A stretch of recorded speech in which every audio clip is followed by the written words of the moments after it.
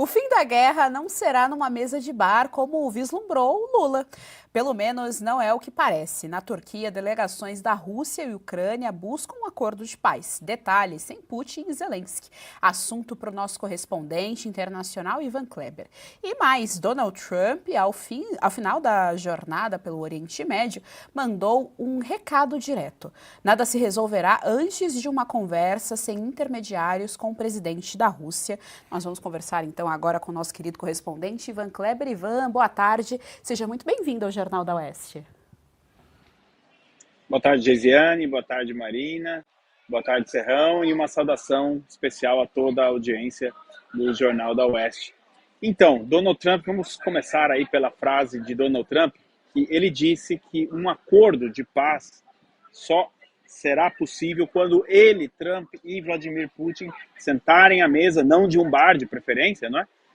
Para negociar a questão. Mas por que isso acontece? Geisiane, precisamos voltar um pouco no passado para entender um pouco da atualidade da diplomacia russa. Por volta do ano de 2011, 2012, Barack Obama, então presidente americano, declarou que a Rússia era uma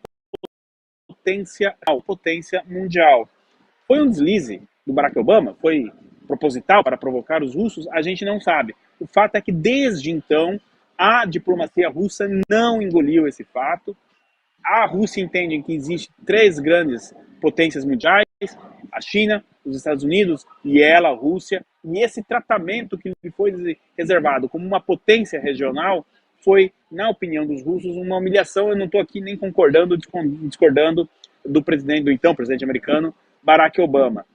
A Rússia quer garantias para um acordo de paz que sejam negociadas diretamente com os Estados Unidos. E, de novo, podemos concordar ou não com a posição russa, mas a lista de exigências que a Rússia apresenta, que ela não está em condições, como ela estaria no começo da guerra, de apresentar essa lista, não é?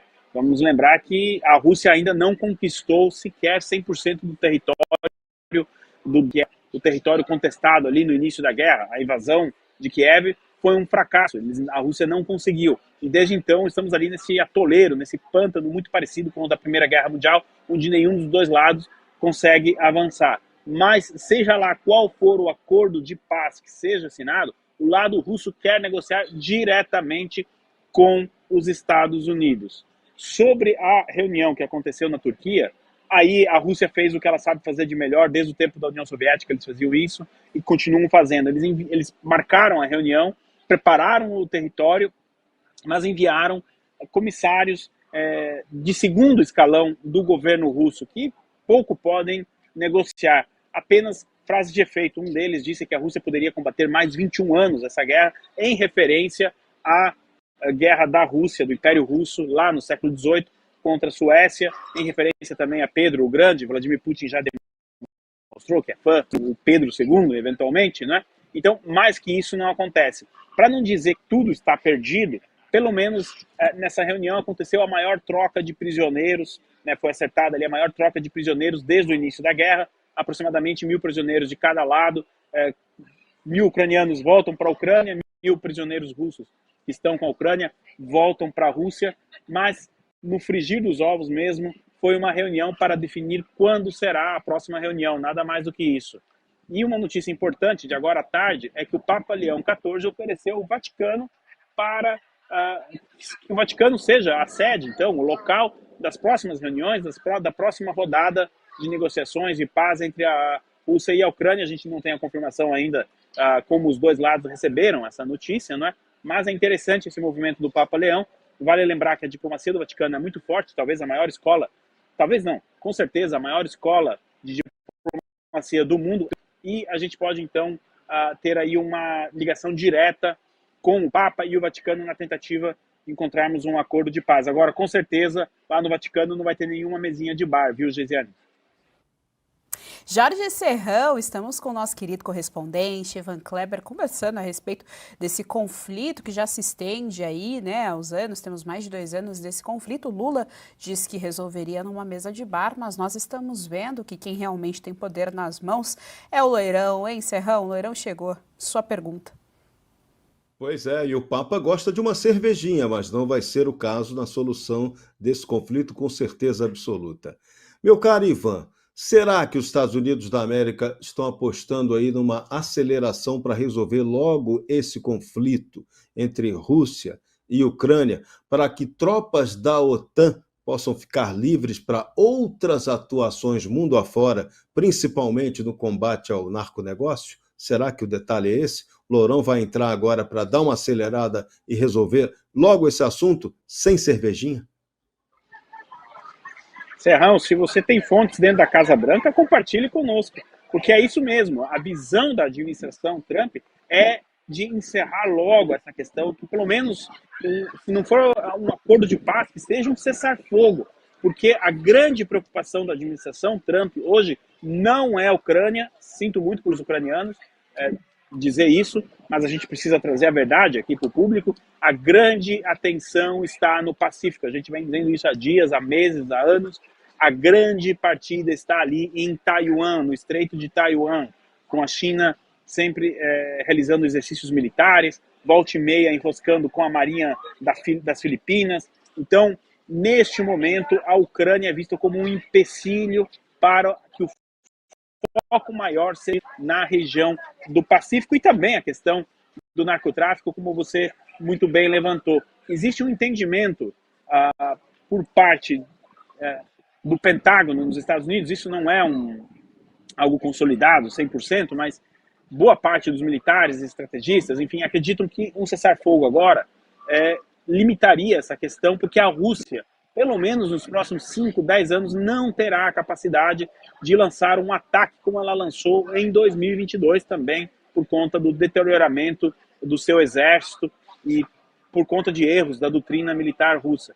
Então, sim, Serrão, a questão de Taiwan é muito mais importante para a administração Trump nesse momento do que a Ucrânia. E também tem uma questão que pouco se fala, talvez esse seja o campo até mais da Marina, não é? Que uma vez com um acordo de paz entre a Rússia e a Ucrânia, por exemplo, o preço do algumas sanções em relação à Rússia serão levantadas.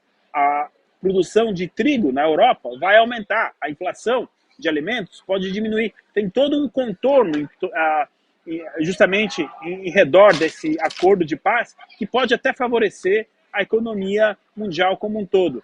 Mas, repito, e vou continuar insistindo aqui, é importante que as pessoas saibam, o verdadeiro teatro de disputa é a ilha de Taiwan.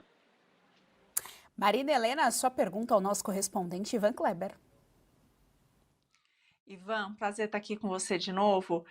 Eu queria te perguntar sobre a questão de um possível acordo com o Irã, né? Porque agora essa viagem do presidente Trump, ele visitou ali os países, Arábia Saudita, a gente viu o Catar, essa aproximação até mesmo com a Síria, né? Que despertou, enfim, alguns elogiando, alguns criticando, mas de fato foi a primeira vez que a gente escuta em muito tempo, né, um acordo possível com o Irã para o não desenvolvimento das armas nucleares no Irã. Então, me parece também que toda essa questão das barreiras tarifárias, todas essas questões do Trump, ele está indo muito além disso e indo forte na geopolítica, né? Você falou a questão de Taiwan, né, essa questão com a China, e agora a gente está vendo a mesma coisa no Oriente Médio. Eu queria te ouvir um pouco sobre esse assunto.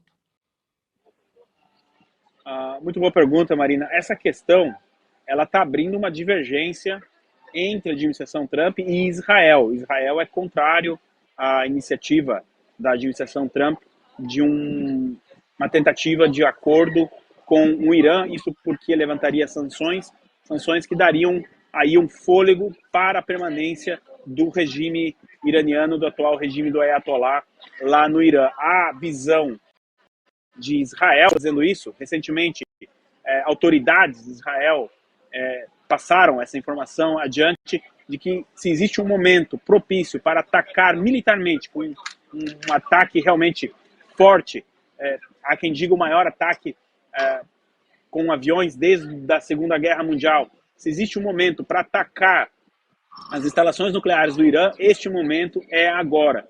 A administração Trump, ela está tentando ganhar tempo, porque a paciência de Israel se está esgotando. nessas negociações. O problema é que o Irã também não está colaborando muito, as exigências do Irã são muito altas e a negociação ali também não vai para frente. Uma coisa é fato, de 2 meses para cá, as partes estão conversando, acho que isso é sempre importante, né? O Irã não atacou mais Israel, enfim, a gente lembra que no ano passado tivemos 2 ataques do Irã em direção a Israel. Israel, obviamente, estamos no campo da diplomacia. Donald Trump fez um trabalho muito importante, foi à Arábia Saudita, visitou vários países dos Emirados. Nós tivemos agora uma notícia boa para a economia americana, a inflação lá foi mais baixa do que o esperado, tudo fruto desse emaranhado de acordos que a administração Trump vem assinando mundo afora, mas essa questão do Oriente Médio, obviamente, não é algo que se resolve da noite para o dia. A visão ali, aí casa um pouco com a pergunta do Serrão, é que um ataque militar ao Irã, abrir uma frente agora, neste momento, não seria interessante para os Estados Unidos, novamente, porque o foco é Taiwan. Do mesmo jeito que não é interessante para os Estados Unidos que a Venezuela, por exemplo, invada a Guiana. Ainda ontem tivemos informações de que guardas da fronteira da Guiana trocaram hostilidades, seja lá o que significa nesse termo, né, militar, hostilidades, do lado venezuelano. Ali também é um barril de pólvora pronto, esperando para explodir. O que a administração Trump está tentando fazer nesse momento é abafar esses vários focos para tentar trazer um pouco de normalidade também na questão militar mundo afora. Lembrando que a maioria desses problemas aí, para não dizer todos, são herança ainda da administração Biden e da primeira e segunda administração de Barack Obama. Lesiane, eu devolvo a palavra a você.